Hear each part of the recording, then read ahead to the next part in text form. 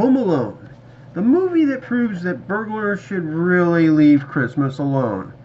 And yet, it's one of those cool movies. Now, I gotta admit, people have loved to make fun of this movie like you cannot begin to imagine. And frankly, I can see why. I mean, how did it personally,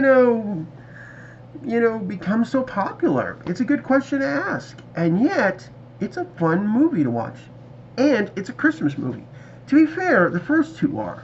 I don't know how many more they've made since then. Have to think about that one. But it gives you something to think about. Anyways, I do know that these first two movies starred Macaulay Culkin, Joe Pesci, I forget a couple of the other actors. Who cares?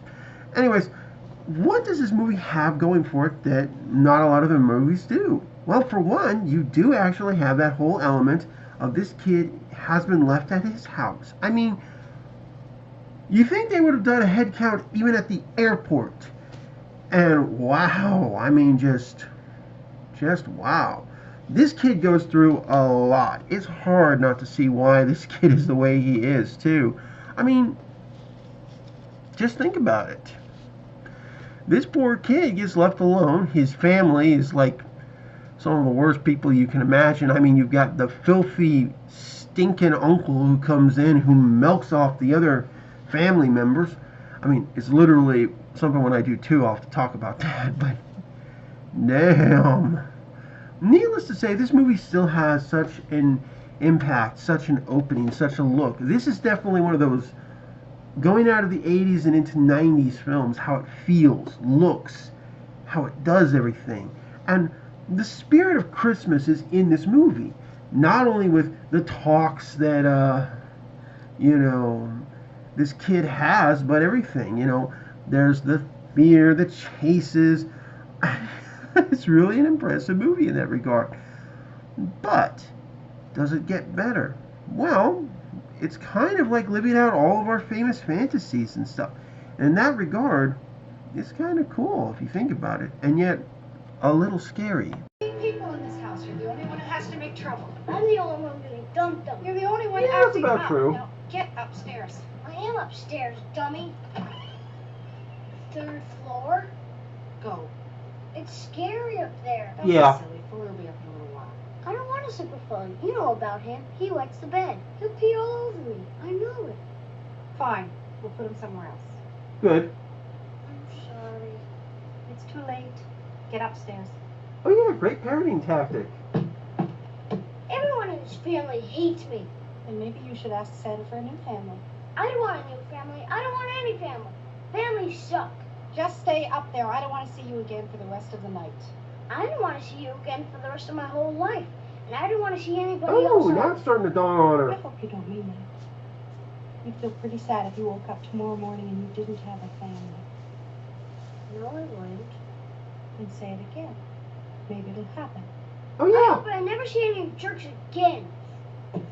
Yep, let's tempt fate. That's never a good sign.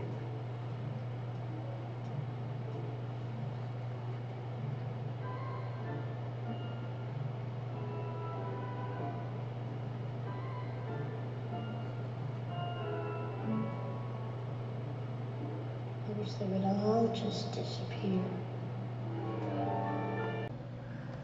And of course, that's always what's going to happen no matter what you say. This is the thing. This kid's family was never perfect. But that one little quote from the mom, both good writing, but also gives you an idea and just what's going to happen. I think the film just keeps building from this point onwards.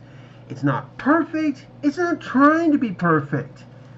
But it's trying to show us something. And of course, this kid, like you can expect, what happens? Oh, that's right, he gets his wish. I love how they make the little image inside his head like it's his wish to Santa. And of course, what happens? Boom, it happens. The kid literally has this moment where he's just like, ah, yeah! And of course, then comes all the problems when you realize that mom and dad aren't there as well as the rest of your family. Although to be fair, when you look at the size of this family visiting and basically mooching off of Kevin's dad, and now somebody's trying to call me. I don't know why.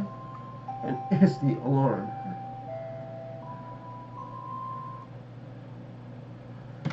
I'm never there to answer it.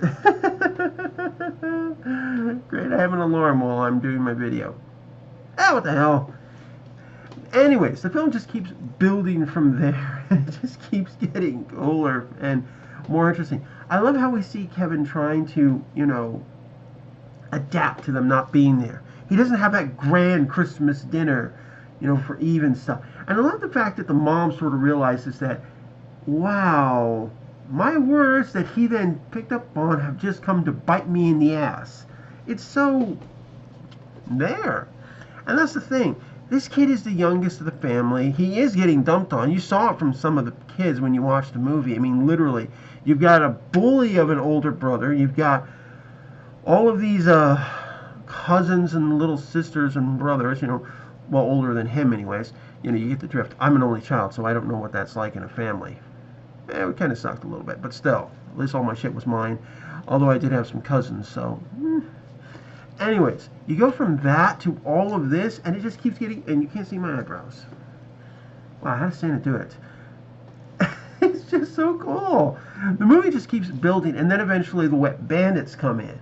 Now, what I like is that in the beginning, you have a wet bandit there portraying to be, pretending to be a cop, and he's got that one gold tooth. And I love how that gold tooth does make an appearance later on in the movie. You'll see what I mean. But it tells you so much. And then, of course, Kevin has to outwit them as they're hitting the neighborhood and stuff. But it's ultimately that moment where he has to come back and actually defend the house, to defend his home, to defend his family, even though they're not there, even though he wishes they had never been there. It's kind of an interesting point of view, and it works so well in this movie. But there's also the question between the mom and the son, particularly of, is it good to be alone? And it's not. And it takes both of them realizing that they both made mistakes, and it becomes a pretty big theme throughout the film. How do I even describe it properly? It's very difficult. The film, it has so many different edges to it. It has so many different things to it. And this is actually what makes it a good movie. It's not the greatest, but it's definitely a lot of fun, and I do recommend it to people because it's so different. It's so much fun to see this movie. And that makes it actually a lot more fun. So, yeah, I kind of like it. Now, I'm not going to do a long review on this movie because I don't want to spoil too much what happens at the end, or even some character arcs, including the scary dude who shovels stuff. And I don't want to spoil that, because that's a nice point in the film. Let's just say that I'm going to give the film a 9 out of 10. It deserves it. It's a good holiday classic. It's become a very good one. Next year, I'll probably review Home Alone 2, Lost in New York, because that was actually just as fun of a film. And it was so different. Plus, it was a continuation of this. So there's that. Please leave your comments and likes. Comments and likes. I can't even say it right now. Down, and you'll have all of that. Oh, sorry, wrong side. Like right over here, and yeah, you get it. I can't even figure out where the hell I'm putting this stuff. Just have fun. Merry Christmas.